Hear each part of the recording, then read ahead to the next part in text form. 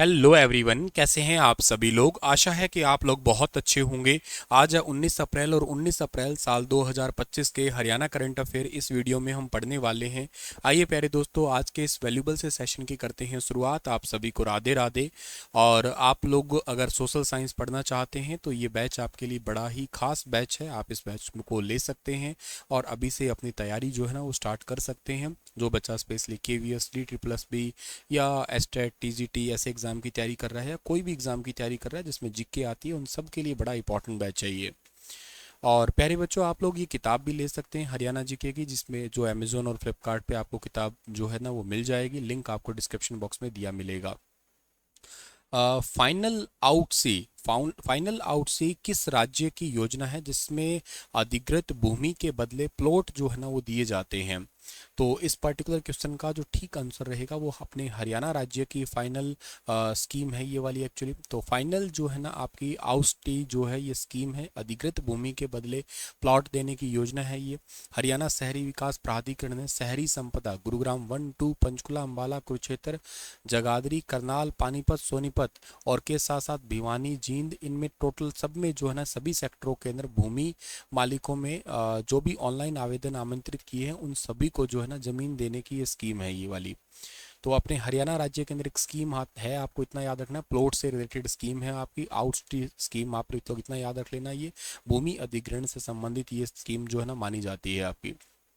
हरियाणा सरकार के द्वारा हाल ही में खेल के उद्देश्य से फिशिंग रोड से मछली पकड़ने के लाइसेंस को कितने दिनों में जारी करने की समय सीमा निर्धारित की गई है। तो हरियाणा सरकार ने टोटल 3 दिनों के अंदर समय सीमा निर्धारित की है ये। हरियाणा के अंदर अधिसूचना जारी करने वाला विभाग है हरियाणा सरकार के द्वारा, और मुख्य सचिव अनुराग रस्तोगी के द्वारा इस अधिसूचना को जारी की गई है। Haryana fisheries service under act right to service act 2014, इसमें इसके तहत इस घोषणा को किया गया है।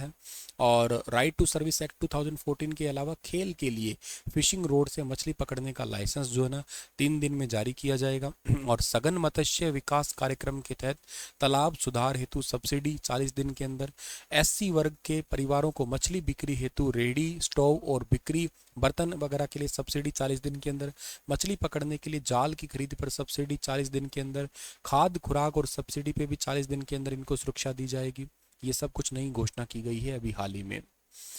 हरियाणा सरकार के द्वारा अंतर्राष्ट्रीय ध्यान केंद्र की स्थापना किस स्थान पे की जाएगी। अंतर्राष्ट्रीय ध्यान केंद्र की स्थापना हरियाणा के अंदर कुरुक्षेत्र जिले में की जाएगी। सरकारी स्कूलों में योग शिक्षा का करवाने का निर्णय हरियाणा सरकार ने लिया है। 857 योग सहायकों की नियुक्ति की जाएगी हरियाणा में। हरियाणा के मुख्यमंत्री जी ने अभी हाल ही में इसके लिए घोषणा की है। और इसके लिए जो है ना 8 करोड़ की मंजूरी योगशालाओं के लिए की है। योगशाला के नवीनीकरण हेतु 8 करोड़ की राशि स्वीकृत की गई है। कुरुक्षेत्र में अंतर्राष्ट्रीय ध्यान केंद्र बनेगा, मतलब इंटरनेशनल मेडिटेशन सेंटर बनेगा। अभी आपको याद है थोड़े दिन पहले 21 दिसंबर को हम लोगों ने अंतर्राष्ट्रीय ध्यान दिवस भी मनाया था। ये पहली बार बनाया गया था, UNO के द्वारा ही इसकी घोषणा की गई थी। और 1000 नई जो योगशाला है वो बनाने का भी कार्यक्रम है हरियाणा के अंदर, ये टारगेट रखा गया है। और के साथ साथ यूनिवर्सिटी में भी मॉडल योगा कैरिकुलम है, इसकी शुरुआत की जाएगी। अभी रिसेंटली आयुष यूनिवर्सिटी में भी हरियाणा में, बस आप ये इतना याद रखना कि हरियाणा की आयुष यूनिवर्सिटी है कहाँ पे। तो हरियाणा में एक ही मात्र आयुष यूनिवर्सिटी है, और वो भी कहाँ पे है, वो है कुरुक्षेत्र के अंदर है, जहाँ पे दीक्षांत समारोह भी हुआ था अभी। माता मनसा देवी मंदिर पंचकुला के पुनर्विकास कार्य को किस प्रसिद्ध परियोजना की तर्ज पे जो है वो किया जाएगा। तो माता मनसा देवी मंदिर है, ये किया जाएगा काशी विश्वनाथ कॉरिडोर। बड़ा ही सुंदर कॉरिडोर है, बिल्कुल वैसा वैसा ही इसको डेवलप किया जाएगा। ये बात आप लोगों को यहाँ से याद कर लेनी है डियर, ठीक है ना।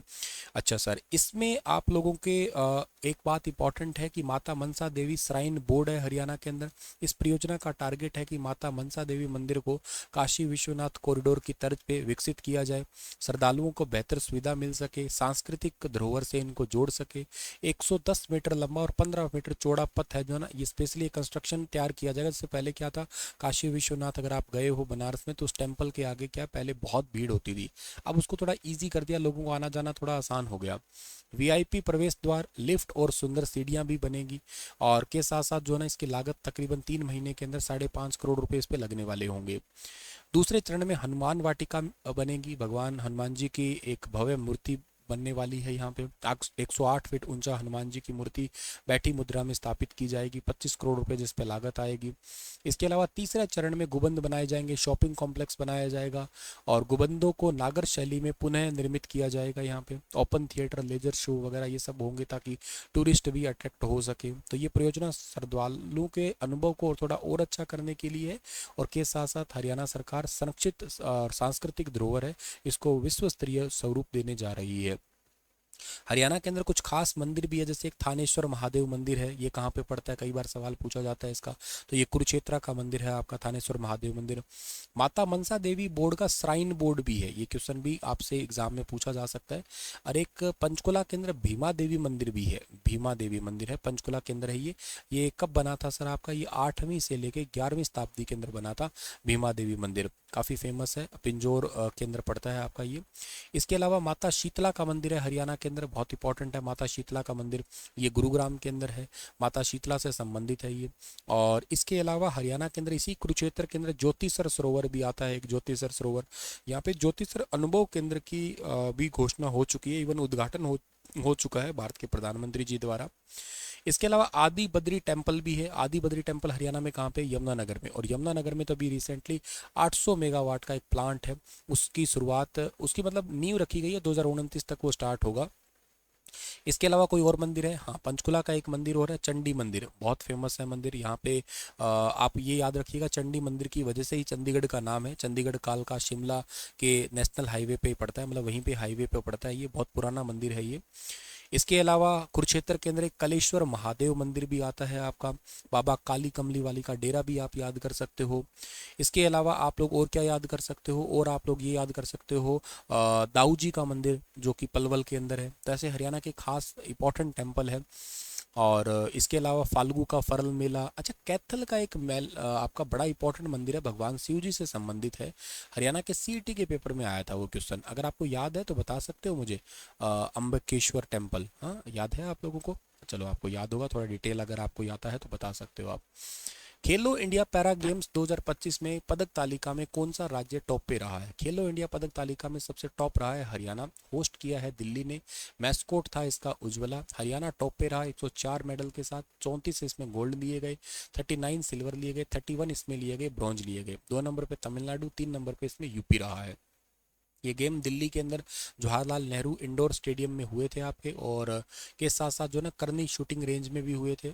20 से 27 मार्च 2025 तक हुए थे। लगभग 1300 से ज़्यादा पैरा एथलीट खिलाड़ियों ने इसमें हिस्सा लिया था। 18 इसमें राष्ट्रीय रिकॉर्ड जो है वो तोड़े गए थे। हरियाणा टॉप पे रहा, 2023 में पहला संस्करण हुआ था, उसमें भी हरियाणा टॉप पे था, और इस बार भी हरियाणा टॉप पे ही है। दूसरे नंबर पे तमिलनाडु है। तमिलनाडु जो है वो इस बार दूसरे नंबर पे आया है, 2023 में तीसरे पे था, इस बार दूसरे पे है। यूपी जो है ना 2023 में दूसरे स्थान पे था, अब तीसरे स्थान पे आया है। और इसके अंदर जो है जसप्रीत कौर पंजाब की, सीमा रानी और मनीष कुमार और झंडू कुमार, ये जो है ना कुछ नेशनल रिकॉर्ड इस बार तोड़े गए थे, और ये काफ़ी इंपॉर्टेंट थे नेशनल रिकॉर्ड। इसके अलावा जो स्पोर्ट्स अथॉरिटी ऑफ इंडिया में जो गांधीनगर की ट्रेनिंग है, इंटरनेशनल मानक सुविधाओं से लैस SAI गांधीनगर भारत का प्रमुख पैरा पावर लिफ्टिंग केंद्र है, ये बन चुका है। और यहाँ पे विश्व चैंपियनशिप भी है, अक्टूबर 2025 की एक आपकी बहुत इंपॉर्टेंट चैंपियनशिप है, याद रखना आप लोग। और भारत का लक्ष्य कम से कम 3 से 4 पदक जीतना है। वैसे ये होने वाली चैंपियनशिप मिस्र के अंदर है, इजिप्ट के अंदर होने वाली है, और यहाँ से खिलाड़ी जाएंगे मतलब। और इसके साथ साथ कॉमनवेल्थ और एशियन गेम्स 2026 की तैयारियां भी यहाँ पे चल रही है। तो खेलो इंडिया पैरा गेम्स जो ना, ये पैरा एथलीट खिलाड़ियों को अंतर्राष्ट्रीय स्तर पर पहचान दिलाने के लिए आयोजित करवाए जाते हैं। अभी रिसेंटली 38 नंबर के नेशनल गेम भी हुए थे उत्तराखंड के अंदर, उसमें हरियाणा तीसरे स्थान पे आया था, याद रखना आप लोग, हरियाणा उसमें तीसरे स्थान पे था। कुल 153 पदक जीते थे, जिसमें तीसरे स्थान पे हरियाणा था। चलिए इसी के साथ ये सेशन इतना ही है आज का। आपके लिए सवाल है कि हरियाणा में E-ऑफिस सॉफ्टवेयर को किसने विकसित किया है, बताइए इसके बारे में। कल फिर हाजिर होता हूँ लेटेस्ट अपडेट के साथ, तब तक के लिए थैंक यू।